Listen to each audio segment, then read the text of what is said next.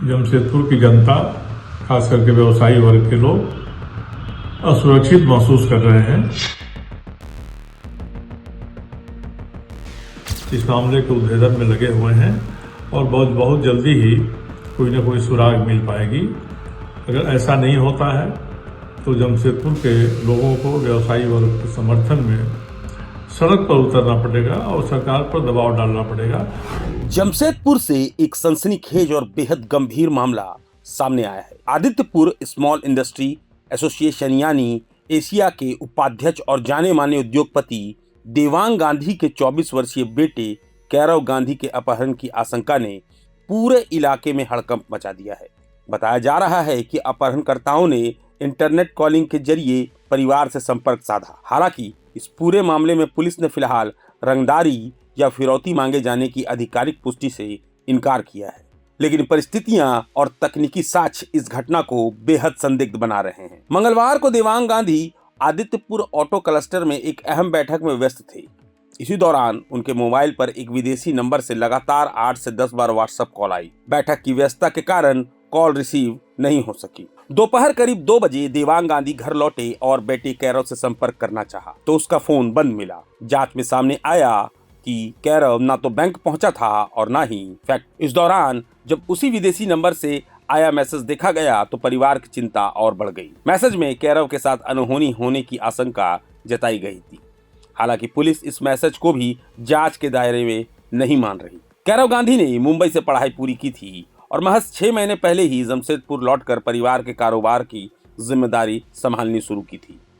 नए सपनों और नई शुरुआत के बीच कैरव का इस तरह गायब होना परिवार ही नहीं पूरे उद्योग जगत के लिए गहरा सदमा है। शुरुआत में पुलिस इस केस को लापता व्यक्ति का मामला मानकर जांच शुरू की थी, लेकिन हालात और तकनीकी इनपुट सामने आने के बाद बिष्टुपुर थाना में देवांग गांधी के बयान पर अज्ञात लोगों के खिलाफ प्राथमिकी दर्ज कराई गई। वहीं कैरव की सकुशल बरामदगी के लिए झारखंड पुलिस ने 7 अलग अलग टीमें गठित की हैं। ये टीमें झारखंड के साथ साथ बिहार, पश्चिम बंगाल और उड़ीसा में संभावित ठिकानों पर छापेमारी कर रही है। कैरव की कार की फॉरेंसिक जांच की जा रही है ताकि फिंगरप्रिंट्स और अन्य तकनीकी सबूतों से आरोपियों तक पहुंचा जा सके। वहीं कॉल डंपिंग और सर्विलांस के जरिए इलाके में सक्रिय मोबाइल नंबरों का डेटा खंगाला जा रहा है। पुलिस को शक है कि इस पूरे घटनाक्रम के पीछे अखिलेश गिरोह से जुड़े किसी पूर्व गुर्गे की भूमिका हो सकती है, जो फिलहाल बिहार से अपनी गतिविधियां चला रहा है। जमशेदपुर और सरायकेला इस हाई प्रोफाइल केस में संयुक्त रूप से जुटी हुई है।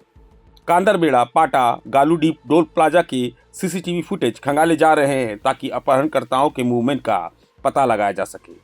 एक टीम लगातार परिवार से संपर्क में है तो दूसरी टीम साइबर सेल के साथ मिलकर विदेशी नंबर के असली स्रोत तक पहुंचने की कोशिश कर रही है।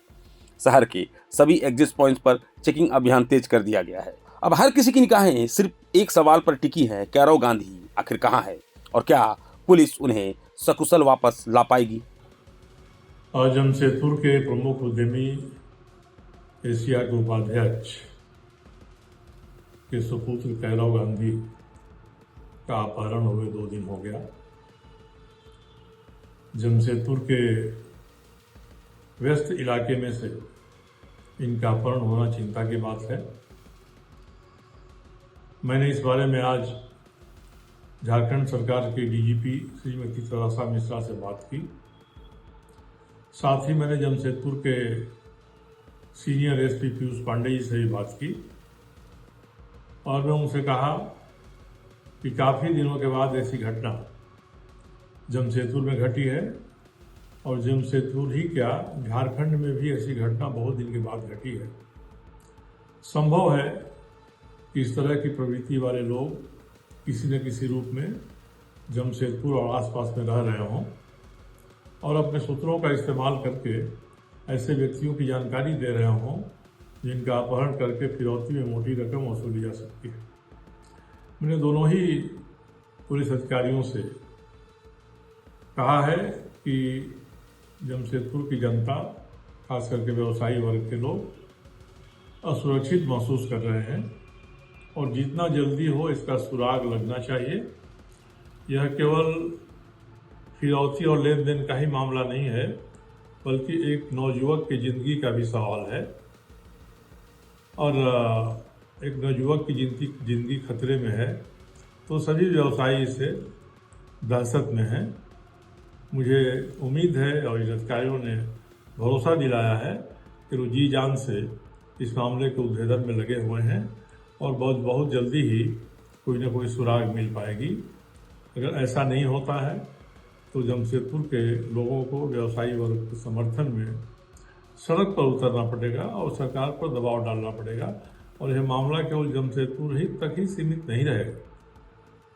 ये पूरे झारखंड के व्यवसायी वर्ग के लोग इससे उद्वेलित होंगे। इसलिए मैं फिर से इन अधिकारियों से अनुरोध करता हूँ कि ये SIT गठित करें या जिस तरह की व्यवस्था करें, बगल में बिहार, उड़ीसा आदि के पुलिस अधिकारियों से भी संपर्क करें। कैरों गांधी का सुराग जल्दी लगना चाहिए और जो भी सूत्र आ रहे हैं, फ़ोन कर रहे हैं और फ़ोन पर रंगदारी मांग रहे हैं, इन लोगों की शिनाख्त जल्दी होनी चाहिए और सबसे बढ़कर यह तलाशना चाहिए कि अभी भी इनका कोई संपर्क सूत्र जमशेदपुर में है या नहीं। तो जमशेदपुर में रहने वाले जो दागी प्रवृत्ति के लोग हैं उन पर भी पुलिस को नज़र रखनी चाहिए और उनको भी शिनाख्त का हिस्सा बनाना चाहिए। प्रभातखबर.com, विश्वास वही, रफ्तार नहीं।